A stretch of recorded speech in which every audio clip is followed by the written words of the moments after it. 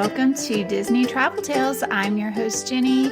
Here we talk all things Disney destinations, be it the parks or cruises. If you love traveling to Disney or just dream about it, then you have found the podcast for you. New episodes drop every Monday. Today's episode is going to be about Universal's newest park, Epic Universe. We are going to just talk a little bit of overview about Epic Universe, and then I'm going to get into our personal experience when we visited Epic Universe last October. Okay, but before we get into that, please make sure you're subscribed to the show so you never miss a new episode. And if you are enjoying the show, I would love it if you left a positive review on Apple Podcast, and also share the show with any of your Disney-loving friends. Even though this episode's not about Disney, Universal, Disney, Orlando area, cruising, Disneyland, any of that stuff. If you know anyone that loves that stuff, please share the show with them. Universal opened their newest park, Epic Universe, I think it was the end of May in 2025. This park had a lot of hype surrounding it because just to have a new theme park in the Orlando area was really exciting for a lot of people. Just something new, something fun to experience, especially since there had been a ton of flyover videos of this park. So people were getting to see some of the just really interactive things, especially in the Isle of Berk with How to Train Your Dragon and some of the Super Nintendo World attractions. People were super excited about it. Universal also sent a lot of influencers into the park early so they could get, content, so they could have a great experience. If you are watching any influencer videos, I have to say from my personal experience of being there, take it with a grain of salt. A lot of those videos, especially at the beginning, the park was not crowded at all. Influencers were the only people even there. So, of course, they're going to have an amazing experience. They're going to have amazing, the rides are going to be great. The food's going to be great. So just take it all with a grain of salt. That's all I'm going to say about that. But just something to think about. Epic Universe in total has a completely different feel than a lot of different theme parks. So there's a center area called Celestial Park, and it is very space futuristic themed, and that's kind of what they were going after. And then off of Celestial Park, there's going to be 4 different portals, and those lead you to different lands that are fully immersive and themed. And to get into these portals, you literally walk through a portal style door with the name of the land above the portal. It's very fun, very cool. And then at the very back of the park from the entrance, the opposite side, is a hotel. Universal built their own hotel that is literally in the theme park and has its own access to enter the park. So this itself was this really cool new idea in this area. The 4 different portals in Epic Universe are How to Train Your Dragon, Isle of Berk, and this is fully immersive as if you were stepped into the movies and into that Viking village life.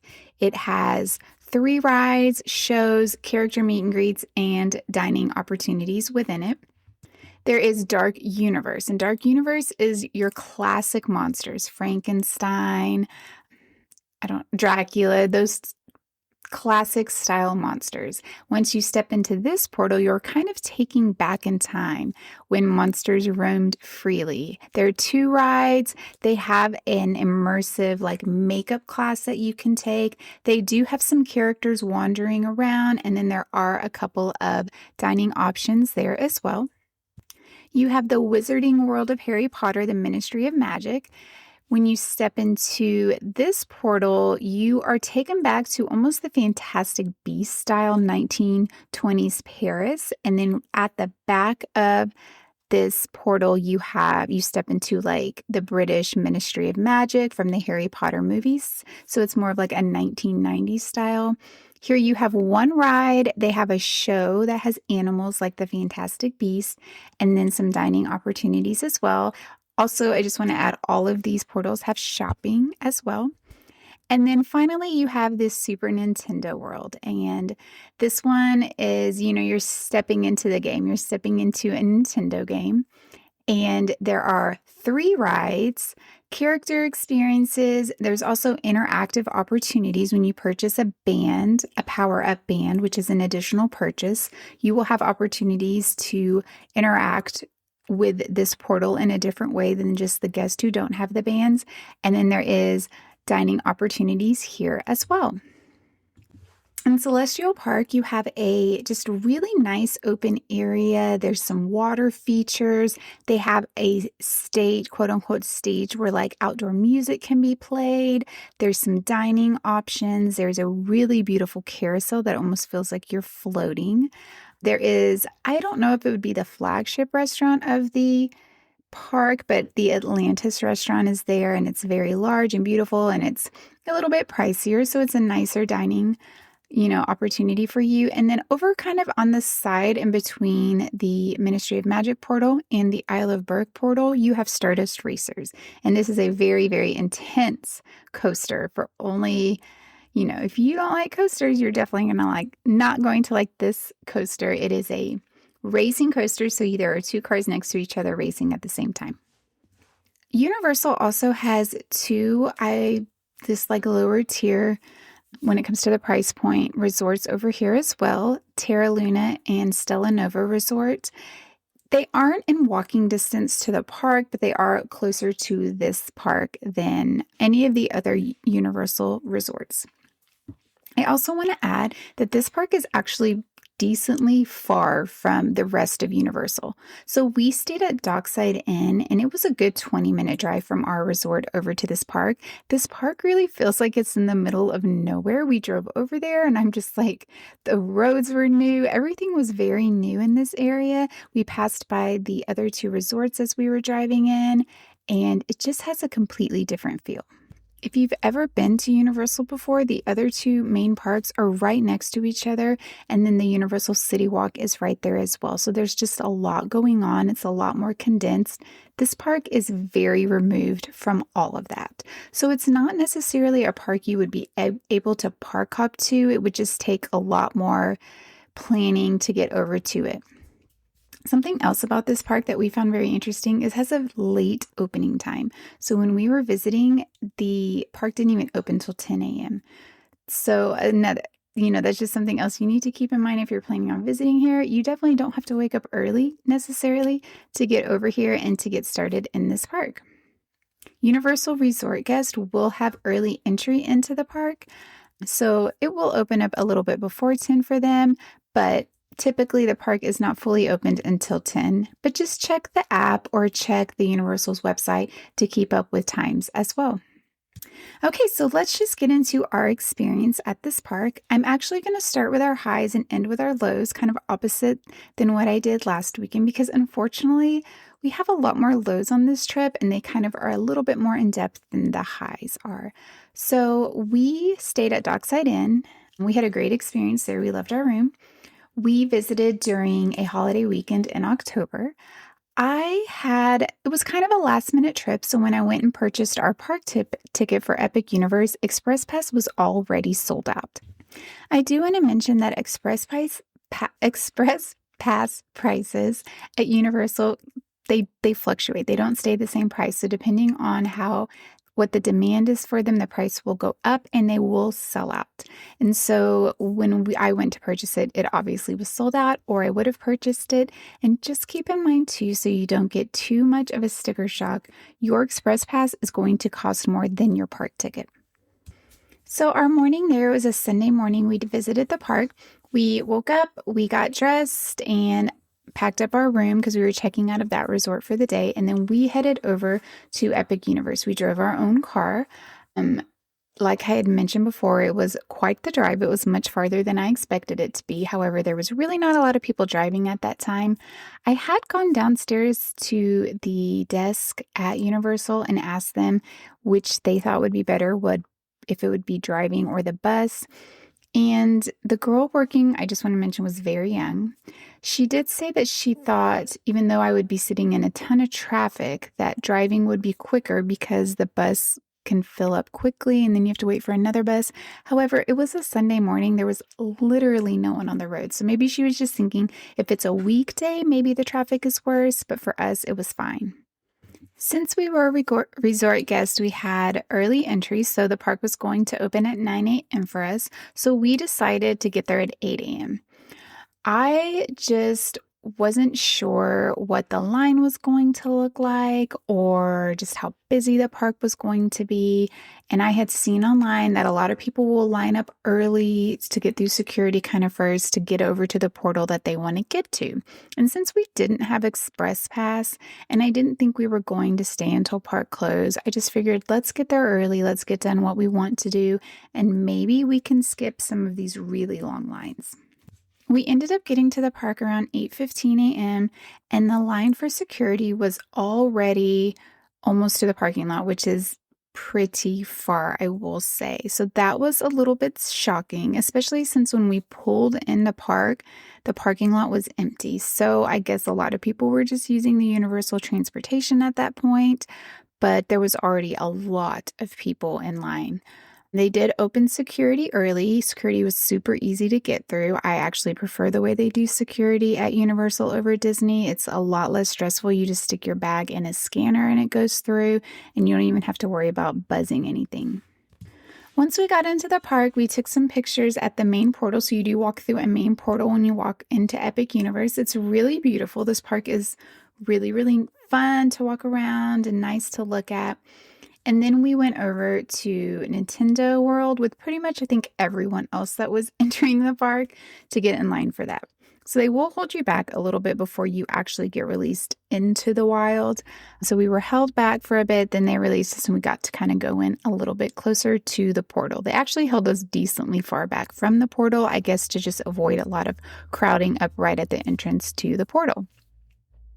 So from here, I'm just going to give my highlights and my lowlights of this trip. That was just kind of what it was like when we first got there and how that process kind of worked. So one of our big highlights of the trip was, of course, the Super Nintendo World portal. This portal was so gorgeous. It's super immersive. If you are a Nintendo fan, you are going to love this portal. When you go into the park or you go into the portal, you go up an escalator, but it feels like you're in the green tube. So it's making that like tube noise that it does in the game. It lets you off the escalator into Peach's castle, which you walk through. There's pictures. It's really, really fun to look at. And then it kind of walks you out into this overlook of the park. And this park is beautiful. It has the question mark boxes. It has the like eating piranha plant. It has little coins, going around. The music is so great. It was just really fun to kind of see and look at.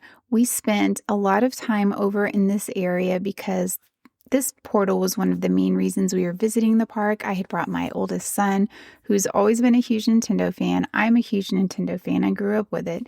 So we fully enjoyed this portion of the park. We loved the Mario Kart ride. It's fantastic. I really wish we could have rode it more than once because I felt like after I rode it the first time, I really needed to ride it again to kind of understand it. It was a bit confusing because you're wearing like these 3D glasses. So you have stuff going on in your glasses and then you have stuff going on the ride. But it's so much fun. The queue for that ride is fantastic. Just you're in Bowser's castle. You're in his like special rooms. So much fun. Like we absolutely loved it. But overall, seeing the characters, seeing Mario and Luigi here, even after we finished everything that we were going to do in the park, we actually just came back to this area to kind of take it in and to look at it again. And we didn't purchase the power bands, but if you did, I think you would really, really enjoy it because you can hit the question boxes, you can get underneath them and hit them. And if you have your power band, it's just very interactive and fun. Another highlight of the trip for us was the Ministry of Magic ride. This ride was probably one of the best rides I've ever been on.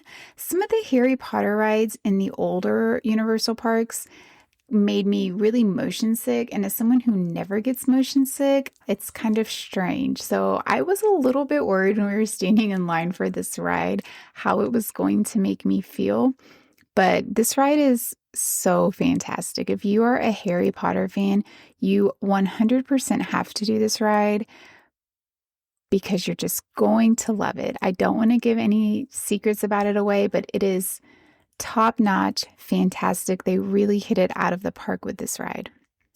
Staying in the same area, another high was just being in the Ministry of Magic. This building is amazing. Walking into the building, you go with the flu powder, so it just kind of like makes it look like you're disappearing. They really spared no expense when it came to all of the details in this building. It is amazing. We just stood there. I mean, part of the line for the ride is in this building, so we stood in that for a bit, which I will go into later.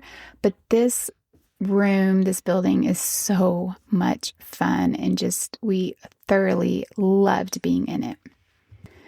In general, a high for us for this park would just be the rides. The rides were much more geared towards older kids or adults, and so we really enjoyed that. We loved every ride that we rode for the most part. I'll go more into that later, but we really enjoyed the ride. Stardust Racers is the most intense, craziest, fun coaster I've ever been on. It is terrifying. Like, I love coasters. This ride was terrifying. It was so scary, but it's just really intense and really fun, and we loved it. But just all the rides, they were really immersive. It was nice having options that were definitely geared for older kids and adults. It just felt really good. But that is definitely something to think about. If you have little kids, you don't want to visit this park unless you're going to spend all of your time in Isle of Berk or the Super Nintendo World. I just don't know if this park is made for little kids at all. The rides are a bit intense, and some of them are even scary. I would say another high for me in this park was just how clean it was. It was, it's new, so it definitely had that newness feel. It was very clean. Everything, the gift shops were really nicely stocked, really clean, organized well. Even the queues all just were really fun. I enjoyed walking around and just kind of taking it all in. It did have a great newness feel to it. And then another high I just want to mention real quick was a lot of the rides had single rider lines, which I thoroughly appreciated since we did not have the express pass. I kind of told my daughter, if you want to ride anything, you're just going to have to suck it up, and we're going to have to do single rider so we can get more rides done. And she did, and it ended up being great, and it cut our ride time so short. Okay, so let's get to some of the lows of the trip. And unfortunately, this portion of the podcast is going to sound really negative, but I just want to be honest with our experience in this park, because the last thing I want is you to visit this park and have the same experience we did for the most part. So my number one low is us not having an Express Pass, and that is partially my fault, but I also want to mention Express Pass is crazy expensive. And so I think a lot of people visiting the park, it's not even going to be in their budget. So it's not even going to be an option for them. And this park, in my opinion, I would never go to again without the Express Pass. The lines for the rides are insanely long. Like, I've never had this experience at any park I've ever been to. And I've been to the old Universal parks without Express Pass and done just fine. But this park, and maybe it was the day we were there, but our experience was terrible. Universal does not, they prioritize Express Pass a little bit too much. So whereas Disney and the Fast are in the lightning lanes, yes, you do get to go in sooner, but they try to make it a little bit even to make it a better experience for the guests who are not purchasing it. Universal does not care. I will just say, they let Express Pass come through nonstop. So we ended up waiting 4.5 hours for the Battle of Ministry ride. And that has to be one of the worst experiences I've ever had on a quote unquote vacation. It was awful. And as we got closer up, I just noticed they just let Express Pass go through. They never stop them. It is a constant stream. There was a party in front of us of like three adult women celebrating their birthdays. They were like sisters with their adult children.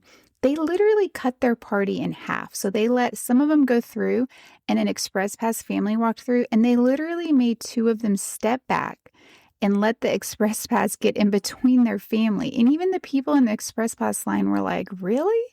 And the guy was like, yes, just go, go, go. And he was kind of rushing them through. It was bizarre. So obviously when we all got back in line together, the Express Pass family just let these two people get with their group because that was insane. I have never seen anything like that in my life. With the Donkey Kong ride, it was posted 30-minute wait. We waited almost 2 hours for it, which moves into my other low. The wait times were not accurate at all, not even close. And it wouldn't tell you when a ride was broken down. So we would walk all the way over to a portal to do a ride because it had a low wait time to get there and it was broken down. So that was also very frustrating. I always thought Disney technology was bad. Universal, for our experience, was 1,000 times worse. It was awful. The waiting, the waiting, the waiting. When you were standing in line, if a ride broke down, they didn't tell you. You just stood there. And that's what happened with us with the Donkey Kong ride. We got in line and it said 30 minutes. Well, obviously the ride had broken down while we were there. We were already so far into it. I just didn't even know what to do at this point. The single rider line was so far backed up. And this was only our second ride of the day. So the park had just opened. So it was a mess. I just think if you're going to spend the money to go to this park, the only way you're going to enjoy it is with Express Pass, which is unfortunate because it is going to cost you thousands of dollars, but it is the only way to do this park. Another low for us in general is I just feel like this park was really rushed. There was so much hype about the opening of it, and I feel like Universal kind of wanted to compete with Disney, like, hey, we're going to open when we say we're going to open, and we're not going to be late, like you're always late. They really should not have opened this park. Rides are going down all the time. Some of the rides, I don't even know how to put this. So the Monsters Unchained ride, I'd heard so many great things about this, obviously from influencers or theme park podcast. I was so excited to ride it. This ride is mid at best. You can literally see all the functioning parts of the monsters on this ride. So it completely takes you out of the moment. That was very strange to me. I was like, why can I see this mechanism that's holding this monster that's supposed to be scary? And I can obviously see it's attached to something. The lighting wasn't great, like on this ride in particular. So there's just little things like that around the park. The Harry Potter area feels so unfinished to us. They're supposed to have a show with magical animals. It was down the whole time we were there. So really the only thing you can even do over there is get a butterbeer and go ride a ride. It just felt so unfinished. And it has the same shops as the Harry Potter area in the old parks has. So it's not even anything new. It had the same sweet shop and it just didn't feel original at all. It is beautiful, but it's just not super original, and it just didn't, I don't know. It just didn't have what we thought it was going to have. One of the areas that I think is actually really fantastic is the Isle of Berk. We went over there. It's really beautiful. My kids were never really into that IP, so we didn't really do anything there. We did want to ride some of the rides, but the wait times were over an hour long, so we just were not going to stand in that, because if it said that, I knew it was going to be way longer because, again, the app was completely wrong on ride times. So our final low of this trip would probably be that this park has zero shade. It was so hot, and we went in October. I can't even imagine what it's like in the summer. We did go on a really hot day, but there's no shade, and the rides that had outdoor queues that we were in did not have fans. And so there were times it felt like we were in a sauna. Like we were with all of these people, we're all crowded together, and it was so hot with no moving air. People got out of line because they got sick. They were getting nauseous. So And then when you're in the center part, there is just a lot of concrete with no shade. So it is just the sun and the heat are just beaming off that concrete and just bouncing back at you. So I definitely would be prepared with a hat, wear loose fitting clothes, bring an umbrella maybe for some shade options. But being out in the heat and the sun and just literally trying to escape to find some shade was pretty rough. I will say overall, the Nintendo portal is amazing. It had shade, it had food, it had rides. It did need to have maybe accurate times on the rides would have been nice, but other than that, that portal is definitely worth visiting the park alone. If you do have an option or a way that you can visit and you do have little kids, just take them here and maybe over to Isle of Berk and then just leave. You don't even have to do the other two portals because even though the Ministry of Magic ride is fantastic, if you don't have Express Pass, there's no way I would ever recommend standing in that line. My daughter was actually furious at us because she does not like Harry Potter. And we got off that ride and she looked at me and she's like, "You've got to be joking me," because she just didn't understand it. And while it was like neat to her, she didn't understand the storyline. And so she just was very upset. She's like, "I just want to leave this park." So, my two biggest takeaways from this park and this trip and our experience would be buy Express Pass, just splurge on it. It's going to be worth it. I 100% promise because I saw families who had Express Pass and they were having the time of their life. So, there you go.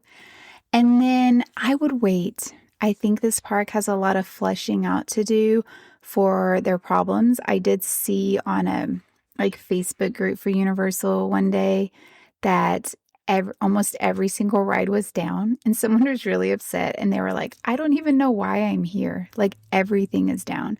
So I think this park just has a lot that needs to be fixed before it's really going to be a park that I would recommend visiting. If you are going to go as part of like a bigger Disney trip or a bigger Universal trip, I would just have low expectations for this park. Also, another thing with the Express Pass is when you stay at one of the premier hotels at Universal, you get Express Pass to the other parks. This park is not included, and this park has its own Express Pass, so you have to buy it completely separate. Whereas with the other parks, you can buy a 2-park Express Pass and use it at both parks. This is not included in that. So it really is going to cost you a lot more money. So, in order for you to have the best experience, I just think you need to wait. I think that's the best thing because one day this park is going to be amazing. Once they can just work out all the kinks and they can get things running more flowing more smoothly, I think it's going to be a really great park. Plus, Universal bought some more land around this park, so they are going to be expanding it, which I think will be fantastic and a great experience for their guests. Okay, so that is all for the show. I would love to know if you have been to Epic Universe, if you've been, your thoughts on it. What was it like? So you can send me an email. You can send me a message. There's a link in the show notes to follow all of that. Let me know what you think about this park. Don't forget, I have a new podcast called Our Adventure Book that has come out. I would love for you to listen to it. It's available anywhere podcasts are, so go ahead and give that a listen. If you want to watch on video, you can head over to YouTube, and we are on video over there. Other than that, next Monday, I'm going to be doing a deep dive into Bay Lake Tower and our experience staying there on our last trip, so make sure that you come back for that. And until then, this is Jenny, and may all your Disney travel dreams come true.